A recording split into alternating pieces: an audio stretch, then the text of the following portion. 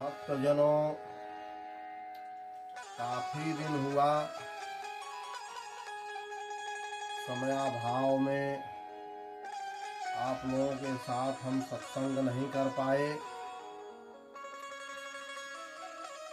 आज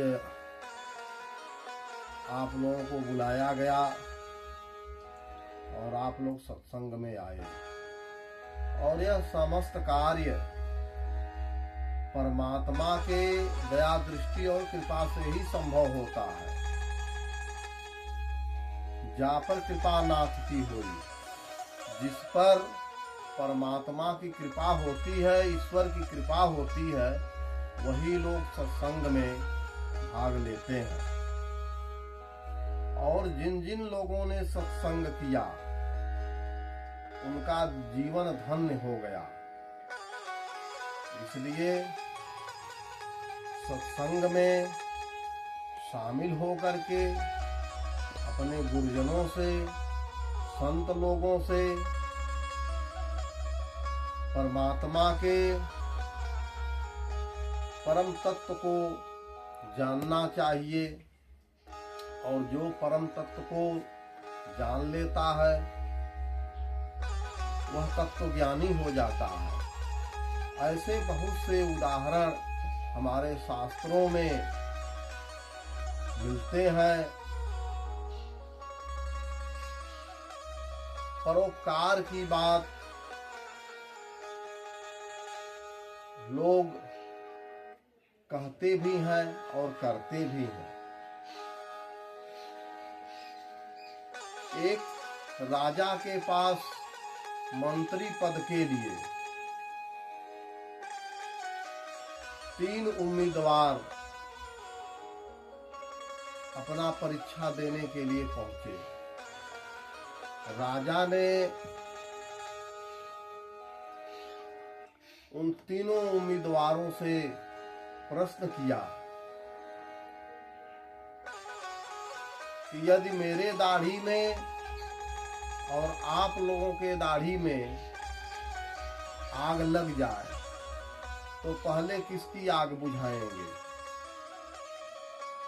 एक ने कहा, महाराज पहले हम आपकी बुझाएंगे। दूसरे ने कहा, महाराज हम पहले अपनी बुझाएंगे। लेकिन तीसरे उम्मीदवार ने कहा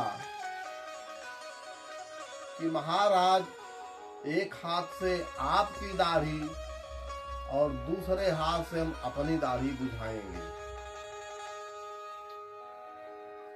राजा ने तीसरे व्यक्ति का मंत्री पद के लिए चयन कर दिया और राजा ने कहा कि जो केवल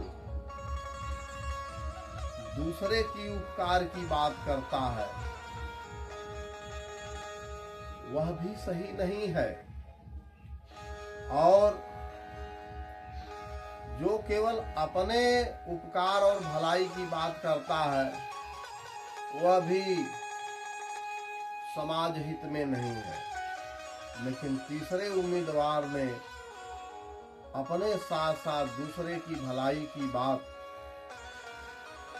करके उसने बता दिया कि व्यक्ति अपनी भी भलाई करे, साथ साथ दूसरे की भलाई करे, वही सच्चा, अच्छा और सबसे उत्तम परोपकार है। तो आज के सत्संग में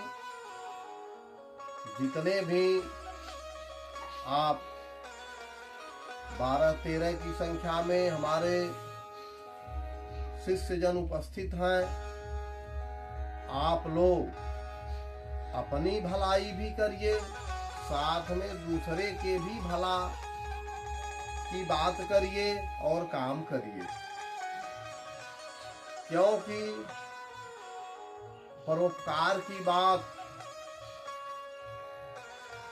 सभी लोग करते हैं, लेकिन आप पर उपकार और स्व उपकार दोनों को लेकर के चलेंगे, तभी आप परोपकार का कार्य बहुत लंबे अवधि तक कर पाएंगे और उसका अच्छा लाभ आपको और समाज को मिल पाएगा। बोलिए सीताराम।